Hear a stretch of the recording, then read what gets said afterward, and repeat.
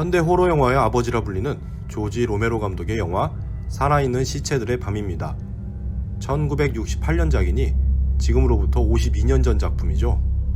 얼마 전에 이 영화의 소평격인 1978년작 시체들의 새벽이 국내에 처음 개봉되기도 했습니다.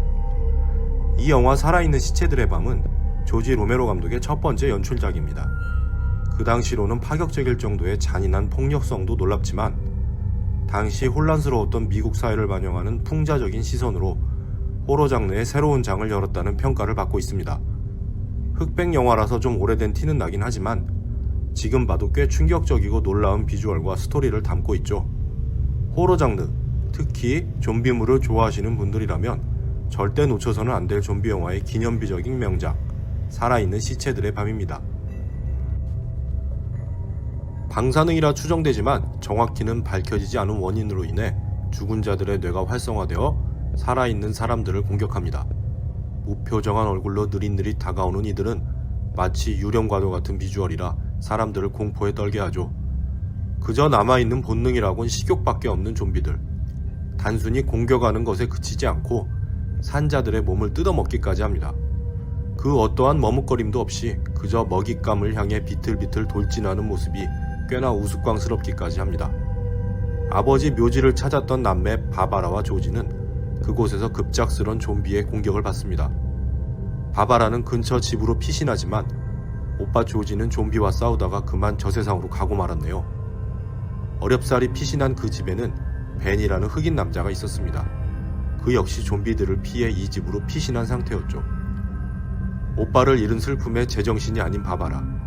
이 와중에 그녀는 마치 비련의 여주인공처럼 굽니다.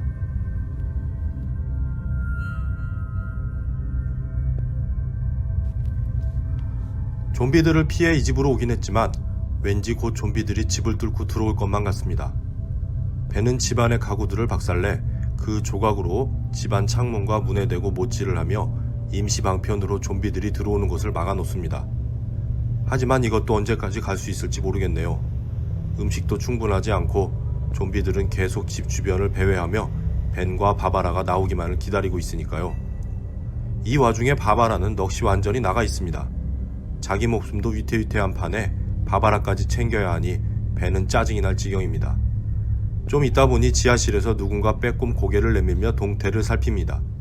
이 집 지하에 톰과 그의 여자친구, 그리고 해리와 그의 아내 헬렌, 그리고 어린 딸이 지하실에 피신해 있던 거죠. 인원이 좀 많아졌으니 안심이 될 수도 있을 법하지만 이들은 서로 다른 생각을 가지고 있습니다. 빨리 트럭에 기름을 넣고 방송에서 알려주는 대피소로 피신해야 할 텐데 이들은 서로의 상황만을 앞세우며 좀처럼 힘을 합치려 하질 않습니다. 몇 번의 말다툼 끝에 벤과 톰 그리고 그의 여자친구는 좀비들을 뚫고 트럭까지 가는데 성공합니다. 이제 차에 기름을 넣고 출발하기만 하면 되는데 실수로 차에 불이 붙어버립니다. 결국 차는 폭발하고 그 안에 있는 톰과 그의 여자친구는 즉사하고 맙니다. 함께 나갔던 벤은 구사일생으로 다시 집으로 들어오려는데 집안에 있던 해리가 문을 열어주질 않는군요. 해리 입장에서도 얼마나 무서웠을까 싶겠지만 문을 열어주지 않은 해리 때문에 벤은 뚜껑이 열리고 맙니다. 가까스로 집 안으로 들어온 벤은 해리를 향해 총을 발사하고 해리는 비틀거리다 아픈 딸이 누워있는 지하실로 굴러떨어집니다. 아이고, 그 와중에 딸이 좀비로 변해버렸네요. 엄마 헬렌까지 딸에게 무참히 살해되고 이제 이 집에는 벤 혼자만 살아남게 되었습니다.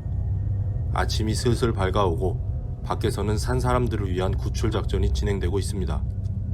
벤이 숨어있는 집 근처에서 좀비들을 소탕하던 사람들은 집안에서 밖을 내다보고 있던 벤을 좀비로 착각합니다. 그리고 1초도 고민하지 않고 벤을 향해 총을 발사합니다. 결말로 갈수록 예상외의 충격적인 전개를 보여주는 영화 살아있는 시체들의 밤입니다.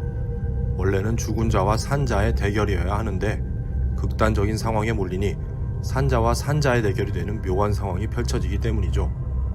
결국 끝까지 살아남은 벤은 아이러니하게도 산자들의 좀비 사냥에 의해 희생되고 맙니다. 이 영화가 제작됐던 1968년은 베트남전, 흑백 갈등, 개혁파와 고수파의 갈등, 냉전시대 등 미국의 골치 아픈 현안들이 산적해 있던 시기이기도 했지요.